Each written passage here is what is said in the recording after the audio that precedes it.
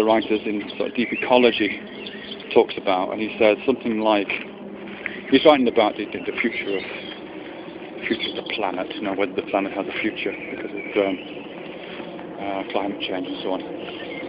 He says we won't be able to control the effects that we're having on the planet until we start to regard the planet in the same way that we regard our own bodies, that we see it as a kind of extension of ourselves.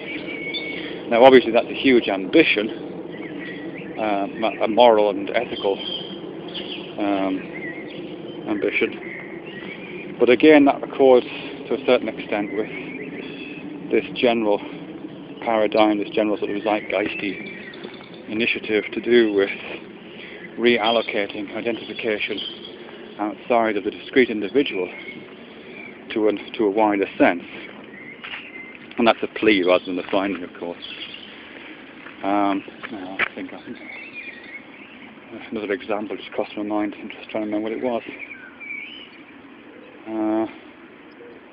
Nope, can't get it. Alright, it may come back to me. Anyway, what all these oh yeah, I know what it was. It was to do with spirituality, and this is an old one, but it's not gone away, which is to do with the concept of divine union, or Advaita. Something you also find in Freud, actually, which I know isn't spiritual or religious, but this idea that a kind of higher self exists, and that higher self, well, in Freud he calls it the social, but in religious terms it's a kind of divine union, world soul, or something like that. It's not, like as I say, it's a different register of understanding, but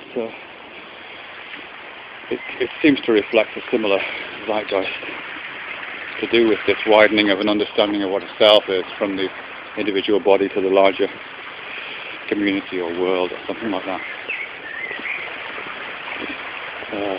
Andrew Cohen, I think, the guru figure behind what is Enlightenment magazine, Knights of Madame, actually he calls it the higher we. I have some problems with his writing, to be honest, but I think the fact that he's citing this idea of the higher we is relevant. Phoebe, guy, come on, let's wait. I've got to go this way because there's a dog coming that our dogs don't like, so I'm just avoiding that particular conflict. Come on. Okay.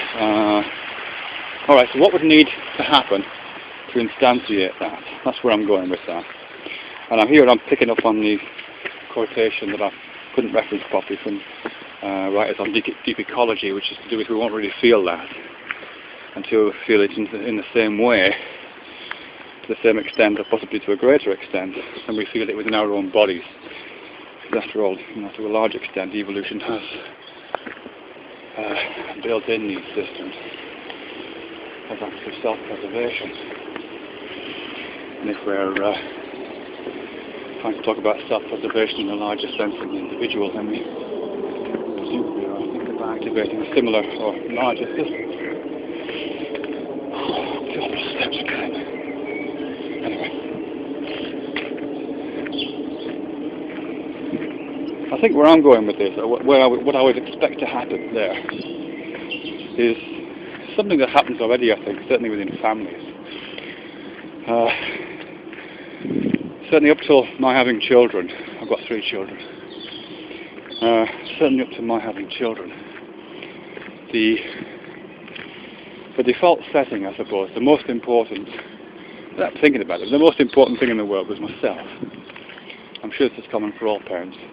I probably wouldn't have put it in those terms, but certainly the centre of my ethical and moral and, well, pretty much every sense really, would be myself. It was, it's a classic human-centred idea.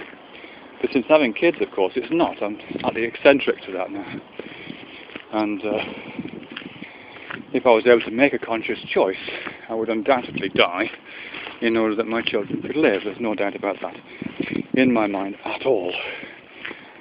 I say that if I had a conscious choice, because I'm sure if I was being waterboarded and there's a big red button next to me that I could press that would save my life but would kill my children, I'm not so stupid to underestimate the power of that moment and probably press the button. But if I had a conscious choice, certainly I would, no doubt about it, die before my kids. And I think there's a glimmering in there of this other sense. Because certainly in terms of the body, if I had the choice of losing my leg below the knee or my leg above the knee, I would go for below the knee. If I had the choice of losing one arm or both arms, I would lose one arm. Common sense. Completely common sense. And that's a felt sense. It's not. I'm not thinking about it consciously. It's just so obvious. So what I'm anticipating is a moment in the future, which is not to do with the kind of altruistic or selfishly genetic laying down of one's life for another. It's more to do with a felt response to something which is a higher order of understanding. Of course, I would rather lose my leg above the knee, below the knee than above the knee, because there's more of it. There's more of it to lose.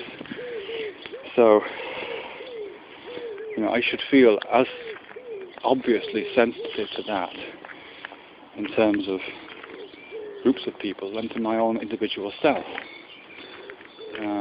Even if I'm not even included within that group, those acts of compassion, of neuronal mirroring, of divine union, of higher we-ness, if you like, of